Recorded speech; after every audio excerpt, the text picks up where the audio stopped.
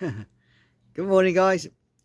Welcome to Storyteller's Corner for Monday, the 2nd of March.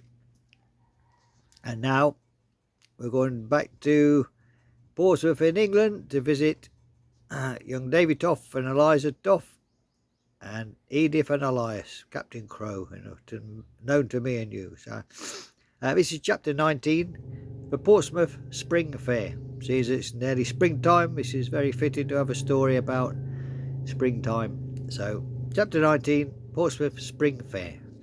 Let's read on, guys. Spring came gently to Portsmouth that year. Buntings stretched from lamppost to lamppost. Children ran with sugared apples. Fiddles played near the harbour, their music skipping across the water like stones. The spring fair had always marked the turning of the season, but this year it felt different. This year it felt like celebration. Davy and Eliza's shop had grown steadily for the first time. They were given a central stall near the square. And stitched sailcloth bags, sea glass pendants, small carved keepsakes and shaped like ships and anchors. Edith adjusted her display while Davy stood back admiring her more than the stall. "You're staring," she said without looking up. "I married well," he replied. She tried not to smile, but failed.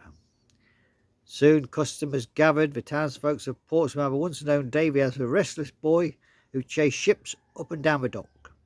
Now they greeted him as a steady tradesman, and they adored Eliza. Edith arrived first, dressed in a soft blue that brought warmth to her eyes. Moments later, Elias Crow approached, attempting nonchalance, but failed entirely. He had trimmed his beard, and Davy nearly choked trying not to laugh. Eliza squeezed his arm. "Be kind." Eliza offered Edith his arm. She took it, not shyly, not boldly, simply as though it had belonged there all the time. And suddenly, the whispers weren't scandal, they were approval.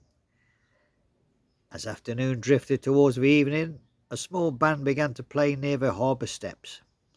A waltz, unexpected and gentle. Elias hesitated only a second before turning to Edith. "May I?" She studied him. "You may."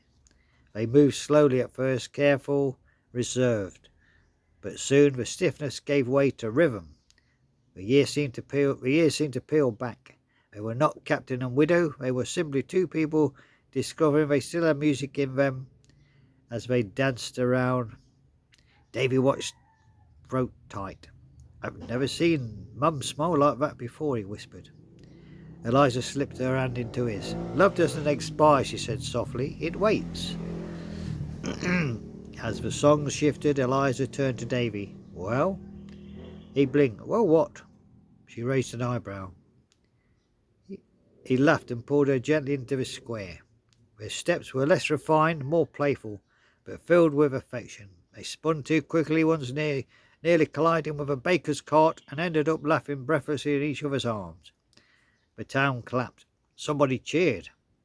The spring fair had turned into something else entirely. A celebration, not just of season, but of second chances and steady arts. As twilight settled, paper lanterns were lit along the quay. Edith leaned lightly into Elias. Davy wrapped his arms around Eliza. The harbour glowed. The sea reflected gold. 4 figures stood side by side, not defined by past storms, but by the quiet courage to love again, or for the first time. Elias cleared his throat.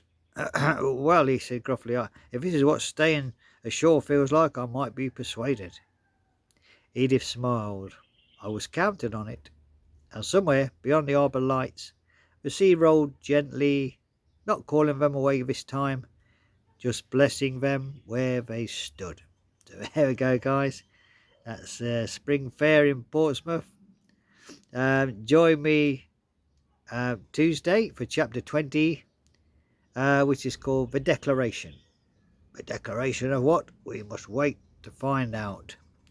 But I've got a good idea. It's got something to do with Captain Crow and Edith. That's all I shall give away.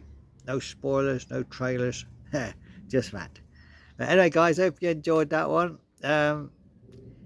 Captain Crow and Edith, um, Davy, Toff and Eliza having a merry waltz around the square in Portsmouth in the springtime with the buntings and the sunshine and the breeze and the sun dancing on the water, ripples of gold.